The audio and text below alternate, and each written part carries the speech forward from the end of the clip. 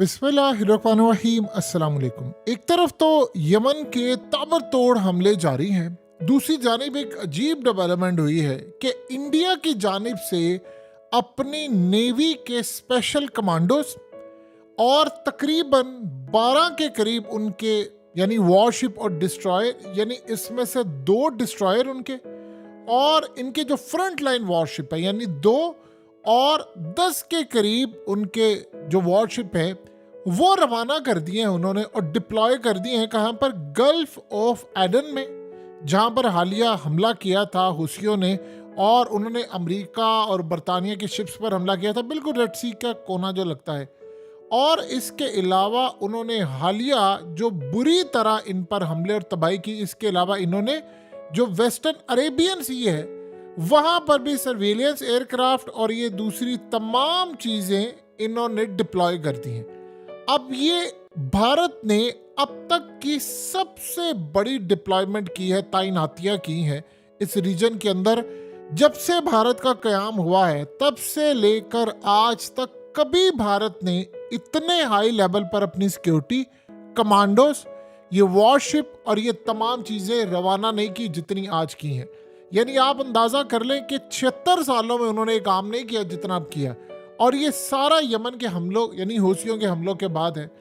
अब वो कह रहे हैं कि उसमें जयशंकर ने बात की है, उसने कहा जी एक बात ज़हन में रख लें, ये नहीं हो सकता कि ये यहाँ पर खित्ते में तबाही हो रही है और हम मुंह उठाकर सिर्फ देखते रहें कि जी बुरी हो रही है और हम कुछ ना करें। हमने अपनी पूरी तैयारी मुकम्मल कर ली है और हमारा इस मामले से कोई लेना देना नहीं है, लेकिन हम क्लियर बता देना चाहते हैं कि हमारी फौजें पूरी तरह हाई अलर्ट और तैयार है। और इस सारी सूरत हाल में आप जानते हैं कि इंडिया ने असल में इनकार कर दिया था अमेरिका को कि हमने रेड सी में किसी सूरत आपके साथ लड़ाई करने के लिए नहीं आना, और ना ही हमने कोई ईरान के खिलाफ लड़ाई करनी है ना हूसियों के खिलाफ। और उन्होंने ईरान से बात की थी कि आप हूसियों को कहे कि हमारे जहाज़ों को जाने दें। उन्होंने कहा जी हमने उनसे बात की है और उनका एक स्टैंड है, आप अपने जहाज़ लेकर जाना चाहते हैं, वॉरशिप कमर्शियल शिप जो है वो ले जाए, वो आपके जहाज़ों को नहीं उड़ाएंगे, गारंटी है, अनटिल कि आप इसराइल तक माल ना भेजो। उन्होंने कहा जी ये हमारे लिए बड़ा मसला है। उन्होंने कहा इसराइल के लिए तो पॉलिसी उन्होंने चाइना और रशिया के लिए भी नहीं बदली, आपके लिए हम कैसे बदल सकते हैं। अब यहाँ जो असल बात है बड़ी अजीबोगरीब है। हुआ कुछ ये है कि जब से यमन ने यानी हूसियों ने ये जहाज़ और ये तमाम चीज़ें तबाह की हैं, तब से जो बहरी डाकू होते हैं जिनको हम कहते हैं बहरी कज़ाक, जो वहाँ पर काम करते हैं लूटने वाले, वो बड़े एक्टिव हो गए हैं। और इंडिया को हालिया ये मनाजिर भी उन्होंने जारी किए थे। उनको कुछ खबर मिली है कि इस खत्ते के अंदर, चूंकि इंडिया ने इनकार किया, इजराइल को भी और अमेरिका को भी, वो चाह रहे थे कि वो यहाँ पर आ जाए और सबसे करीब इंडिया पड़ता और इंडिया फिर आकर यमन को टैकल करे। इंडिया ने इनकार कर दिया। अब उन्होंने हालिया, आपको पता है कि एक हमला हुआ था और ये मनाजिर भी आपकी स्क्रीन पर उस हमले के चल रहे हैं कि इस हमले के बाद की जो सूरत हाल थी वो क्या थी, उसके जो मनाजिर हैं वो आप देख सकते हैं कि बहरी कज़ाक आए और उन्होंने इनको करना चाहिए, इनके कमांडोज आए, उन्होंने हमला नाकाम बनाया।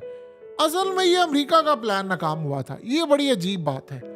हुआ ये था कि इंडिया का एक शिप जो आ रहा था उधर से, उसको उड़ा दिया गया और उसमें कहा गया कि ईरान के ड्रोन्स ने कारनामा अंजाम दिया, जबकि असल कहानी ये थी कि बहरी कज़ाक या जिस तरह भी अमेरिका ने शिप को तबाह करवा दिया और ईरान पर उन नाम लगा दिए।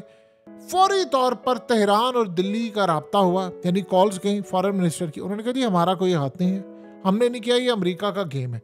उसके बाद वो पूरी तरह अलर्ट थे। अब उन्होंने सबसे ज़्यादा अपनी नेवी के जो ऑफिसर्स हैं, टॉप लेवल के कमांडोज हैं, वो रवाना कर दिए। और गालिबन खतरा अब ये है कि ये लड़ाई जो है वो अब यहाँ तक बढ़ने जा रही है। देखिए, आप इसराइल से कुछ भी एक्सपेक्ट कर सकते हैं, इस बात के लिए तो आप मेंटली तौर पर तैयार रहें। इसराइल के लिए तो आप कोई भी काम कर सकते हैं, यानी वो पूरी तरह इसमें तैयार है हमले के लिए और तमाम चीज़ों के लिए। इस बात को तो आप मद्देनज़र रखें, वो तैयार ही बैठे हैं। उन्होंने करते करते जंग अपनी थी अमेरिका को साथ ले आए, यमन के साथ हो गई, इराक शाम में शुरू कर दी, और ईरान और अमेरिका आमने सामने हुए पड़े हैं। और अनकरीब इसमें उन्होंने रशिया चाइना को भी शामिल कर देना और बड़ी ताकतें, वो इंडिया को भी शामिल करना चाह रहे। यहाँ कोई बड़ा हमला होने वाला है और इतना बड़ा कोई हमला होने वाला है जिसको रोकने के लिए इंडिया यहाँ पर आया। देखिए, इंडिया की मईशत दुनिया की दूसरी इस वक्त तरक्की याफ्ता मईशत में शुमार होने वाली है अनकरीब, चौथी तो वो बन चुकी है बड़ी स्टॉक, और वो अनकरीब चंद सालों में अमेरिका को भी बीट करके दूसरे नंबर पर आ रहे हैं। पहले नंबर पर रहेगा चाइना। लेकिन यहाँ जो सबसे बड़ा सवाल ये है कि सबसे बड़ा इशू ये पैदा होने वाला है कि यहाँ कोई बहुत बड़ा हमला है जो करने की इस वक्त भरपूर तैयारी चल रही है, जिसमें इंडिया को इंटेलिजेंस मालूमात मिली हुई है। उन्होंने यहाँ पर अपने वॉरशिप रवाना कर दिए हैं। और आप ये अंदाज़ा कर लें कि अगर 76 सालों में किसी भी मुल्क ने इतनी बड़ी सिक्योरिटी डिप्लॉय नहीं की तो इसका ये मतलब है कि मामलात कंट्रोल से बाहर चले गए। अब आप ये देखें कि इंडिया के ऊपर भी हमला हो सकता है। और सबसे बड़ी बात ये है कि इंडिया के जो वॉरशिप कैपेबिलिटीज़ और ये तमाम चीज़ें कि वहाँ पर वो जंगी मशकें भी कर रहे हैं। ये भी बड़ी अजीबोगरीब बात है कि इंडिया जो है वो जंगी मशकें भी वो कर रही है, और साथ साथ उन्होंने अपनी पूरी नेवी को हाई अलर्ट किया हुआ है और कहा है कि कोई भी बड़ा हमला होता है तो उस हमले के नतीजे में आपने तैयार रहना है। यानी ये जो मामला है उसमें असल में हमने कहानी ये देखी है, जो सबसे बड़ी डेवलपमेंट है और सबसे बड़ा अजीबोगरीब सिलसिला है वो ये है कि अब पूरे के पूरे खित्ते में अब एक लड़ाई होने वाली है। इंडिया को खतरा ये है कि ये बहरी जो कज़ाक है, डाकू है, उनसे कोई हमला करवा सकता है अमेरिका या इजराइल, और हमारे खिलाफ एक जंग छेड़ सकता है और हमें धकेल सकता है इस जंग के अंदर। क्योंकि आज के दौर के अंदर ये चीज़ बड़ी कॉमन है। इंडिया ने असल में जब हमला हुआ था तो बड़े तहम्मुल का मुजाहरा किया था, और उनको ये अंदाज़ा था कि ये ईरान और इंडिया को लड़ाने की बड़ी तैयारी थी। इसीलिए तो जयशंकर फौरी तौर पर पहुंचा था ईरान, और उसने वहाँ पर जाकर बातचीत की, प्रेस कॉन्फ्रेंस की। उन्होंने पैगाम दे दिया कि भाई देखिए, हम ना तो ईरान से ताल्लुकात ख़राब करना चाहते, ना इसराइल से, ना हमारे हूज़ियों से कोई ताल्लुकात ख़राब हो, ना हमने कोई एक्स्ट्रा पंगा लेना है। अब असल में उन्होंने एक प्लान मोदी ने सोचा हुआ है कि चूंकि राम मंदिर का मैंने इफ्तिताह कर लिया, मेरी एक बड़ी जीत हो गई है, लिहाजा मैं पीछे नहीं मुड़ने वाला। अब तो मेरी लॉटरी निकली हुई है और मैंने आगे बढ़कर ये हमले करने हैं और तमाम चीज़ों को देखना है। अब करते करते सूरत हाल ये हो चुकी है कि इस वक्त इंडिया की फोर्सेस बड़े हमले को नाकाम बनाने के लिए तैयार है। देखिए, अमेरिका इंडिया का दोस्त नहीं है, ये बात आप ज़हन में रख लें। उसके मफादात इंडिया के साथ थे। इंडिया ने अब अमेरिका की बात सुनना बंद कर दी है। ये रूस वाला मामला जब से हुआ था तब से बात सुनना बंद कर दी है।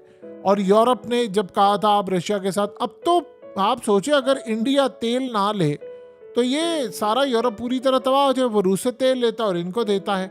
अब उनको इस बात का अच्छी तरह इदराक है कि अमेरिका यहाँ पर कोई बड़ा काम कर सकता है, कोई हमले करवा सकता है। आज के दौर के अंदर आप कह दें, आप नाम किसी का लगा दें, तो इस मामले पर उन्होंने भरपूर तैयारी की है। और यहाँ पर यह भी सूरत हाल हो सकती है। देखिए, इंडिया ने काम ये किया कि वो अमेरिका वाली गलती नहीं की, ना उसने बरतानिया वाली गलती की। जैसे अमेरिका ने बड़ी बड़ी कंपनीज को कहा कि ठीक है आप माल लेकर जाओ। आप देखिए, अभी तक कोई इंडिया का शिप तबाह हुआ है? चाइना के भी शिप जा रहे हैं, रशिया के भी जा रहे हैं, सिंगापुर के भी जा रहे हैं, इंडिया के भी जा रहे हैं। और दुनिया में 205 मुल्क है, 2-4 को निकालकर सबके जा रहे हैं ना। यूरोपियंस के भी 2-4 जो हैं उनके हिटों में, बाकी सबके तो जा रहे हैं। यानी अगर हम देख लें तो चले 195 ममालिक का सिस्टम चल ही रहा है। सवाल सिर्फ ये पैदा यहाँ पर ये हो रहा है कि इंडिया ने वो गलती नहीं की, वो किसी तरह जंग में आना ही नहीं चाहते, और उनको खतरा ये है कि कोई बड़ा हमला हो सकता है जिसके लिए उनके कमांडोज तैयार हैं। देखिए, इंडिया ने असल में हालिया इस सारे मामले पर जब हूसियों ने हमला किया था और उसके बाद बैकअप के तौर पर इंडिया की फोर्सेस वहां पर गई थी। लेकिन एक बड़ा अजीब काम ये हुआ था कि इंडिया की फोर्सेस गई लेट, और उन्होंने वहां जाकर सिर्फ रेस्क्यू किया। इवन के उनके अपने लोग थे, एक शिप जो जा रहा था उसमें उनके अपने लोग थे, और तकरीबन 23 लोगों का हमला था। 22 इंडियन थे और एक उनमें बांग्लादेशी था। और ये बात इंडिया को हजम नहीं हो रही कि उन्होंने सबसे पहले डिस्ट्रेस कॉल जो थी वो यूएस नेवी को दी थी, बरतानिया की नेवी को दी थी, और कोई मदद करने के लिए नहीं आया था। और आखिरी टाइम के ऊपर जब उन्होंने वहां पर छलांगे लगा दी, वो समंदरों में कूद पड़े किश्तियां लेकर इमरजेंसी, तो फिर इंडिया की नेवी वहां पर बचाने के लिए आई थी। और वो भी उनकी भी जरूरत नहीं बनी थी कि वो वहां पर जाते और जाकर यानी बचाने की कोशिश करते। इतनी जरूरत नहीं हुई थी इंडिया की, ये आप ज़हन में रखिएगा। सो लिहाजा इस सारे मामले के अंदर जो इस वक्त की स्ट्रेटजी रही है इंडिया की, वो ये है कि हम लड़ाई के लिए तैयार हैं, लेकिन हमने कोई बड़ा वाकया होना है, रोकना है, उसको करना है। असल में हुआ ये है कि अमेरिका, इजराइल ये सारे फंस चुके हैं, और वो पुरानी सारी टेक्निक जो थी, फलाना जाली हमला करवा लिया, उसका नाम लगा दिया, उसका हमला करवा लिया, उसका नाम लगा दिया, कोई भी स्ट्रेटजी काम नहीं करी। आप गौर करते जाएं कि मिडिल ईस्ट के अंदर जितनी कंट्रीज थी, सऊदी अरब समेत, सब ने अमेरिका को आइसोलेट कर दिया। इंडिया ने भी कर दिया है। अब आप सोचें कि अमेरिका इस वक्त पूरी तरह तनहा है, और दूसरी जानिब वो जो चूरन बिकना था, आपने गौर किया है कि चाइना और इंडिया की आपस की जो लड़ाई थी वो भी काम डाउन हुई है, चीज़ें ख़त्म नहीं हुई। हो सकता है चाइना कल शुरू कर ले, क्योंकि इंडिया को एक बात समझ आ गई, उसने ये फैसला कर लिया, उनकी इस्टेब्लिशमेंट ने, और उनकी इस्टेब्लिशमेंट आप जानते हैं सिविलियन है, फौज का तो वहाँ किरदार कोई है ही नहीं, यानी फौज के चीफ को तो वो कुछ समझता ही नहीं है। वहाँ पर जो फैसला अगर अमित शाह ने कर लिया है वही हतमी होगा, जो मोदी ने कर लिया वो हतमी होगा, और फौज क्या हर कोई मानता है वहाँ पर। और इंडिया की तरक्की अब इस लेवल की हो चुकी है कि उन्होंने अब ये फैसला कर लिया है कि चाइना के साथ हमने करनी है बातचीत, पाकिस्तान पर करना है हमला। ये दो काम उन्होंने फैसला करके रखा है, और उन्होंने पूरी अपनी प्लानिंग करके अपने डेज रखे हुए हैं, उन्होंने पूरी तैयारी करके रखी हुई है। वो कह रहे हैं कि हमारा पूरा एक टाइम मुकर्रर है, हमने उस पर जाना है और पाकिस्तान के इलाकों को लेना है और आराम से अपनी पूरी स्ट्रेटजी अपनानी है। करते करते सूरत हाल यहाँ पर पहुंच चुकी है कि इंडिया की अब तक की जो डेवलपमेंट्स हैं वो बड़ी खतरनाक लेवल पर चली गई हैं। यानी आप यहाँ से अंदाज़ा लगा लें कि इंडिया ने अब अपनी पूरी स्ट्रेटजी बना ली है कि हमने चाइना से दोस्ती करनी, अमेरिका के बहकावे में नहीं आना, और ना हमने किसी भी सूरत यूरोप के बहकावे में आना है। और अगर कोई हम पर हमला करके इस जंग में धकेलने की कोशिश करेगा तो सबसे पहले उन्होंने फैसला किया है कि वो ईरान से डायरेक्टली बात करेंगे कि आया कोई हमला अगर हुआ है तो उसके पीछे आपका हाथ है या हूसियों का हाथ है या कोई मामला है। और ईरान ने हूसियों को भी बिल्कुल कहा हुआ है, क्योंकि देखिए ये सारे इंटेलिजेंस जो मालूमात आती हैं वो ईरान प्रोवाइड करता है यमनियों को, वहाँ पर उनको इंटेलिजेंस मालूमात मिलती है, वो आगे इसको लेकर चलते हैं, हमला करते हैं। तो उन्होंने भी इंडिया के ऊपर हाथ रखा हुआ है होला।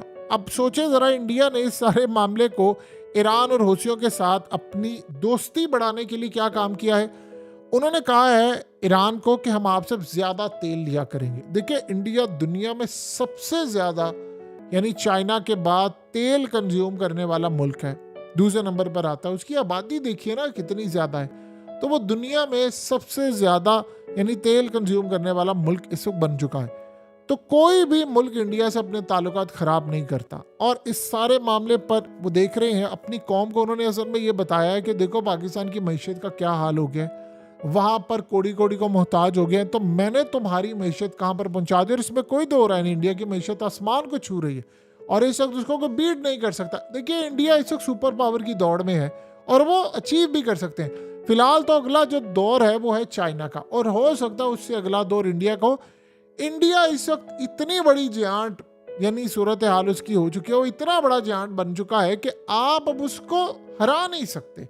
यानी दुनिया के अंदर सारे ममालिक मईशत भी मिलकर भी इंडिया को अब आप हरा नहीं सकते, जितनी बड़ी वो ताकत बन चुका है। तो उन्होंने अब ईरान को कहा हम आपसे तेल लेते हैं, तेल हम आपसे लेंगे बड़ी तादाद के अंदर। और ईरान के साथ उन्होंने मामला भी तय कर लिए कि यमनी जो है हूसी वो चूंकि ईरान के कंट्रोल में है, तो जो गलती अमेरिका ने की है हम ये ना करें। देखिए यूक्रेन के अंदर अगर इंडिया चला जाता तो रशिया तो उसके हाथ से गया था। इस बात पर दाद देनी बनती है कि मोदी प्रेशर सह गया, यूरोप का भी सह गया और अमेरिका का भी सह गया। और उसने पुतिन ने जो अल्फाज इस्तेमाल किए, उसने कहा खित्ते के अंदर चंद बहादुर लीडर हैं। उसने कहा कि इंडिया को तरक्की करने से कोई रोक नहीं सकता, मोदी इस खित्ते के अंदर उभरता हुआ लीडर है।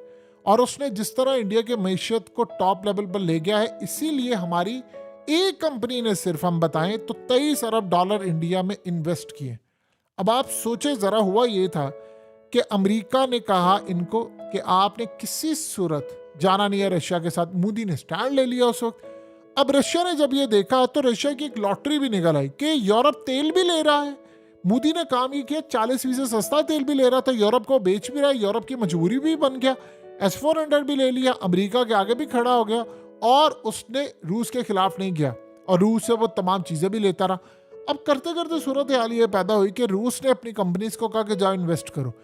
उन्होंने कहा कि पुतिन ये कह रहा था कि एक कंपनी ने हमारी 23 अरब डॉलर इन्वेस्ट किया, हमने इस तरह की बहुत सारी इन्वेस्टमेंट की है क्योंकि ये लोग अमन रखे हुए हैं अपने मुल्क के अंदर और हमारी इन्वेस्टमेंट की हिफाजत भी करते हैं। तो लिहाजा उसने देखा जो जो मुल्क मेरे साथ खड़ा था यूक्रेन वाली जंग के अंदर, मैं उसके मुल्क में इन्वेस्टमेंट, क्योंकि आप जानते हैं रशिया के पास पैसा बहुत ज़्यादा है, और यही वो वजह है कि इंडिया आज अपनी मईशत को आसमान पर लेकर जा रहा है, और इसीलिए उन्होंने फैसला किया कि हमने किसी की लड़ाई में नहीं आना है। इसी तरह ना हमने हूथियों के साथ लड़ना है, ना हमने अमेरिका के बहकावे में आना है, ना हमने इसराइल के साथ लड़ना है। और करते करते अब वो अपनी फोर्सेस कमांडो, जो इलीट कमांडोज है, उनको लेकर वो मैदान में उतर आया है कि यहाँ पर कोई बड़ा हमला हो सकता है जिसको हमने हर सूरत बचाना है।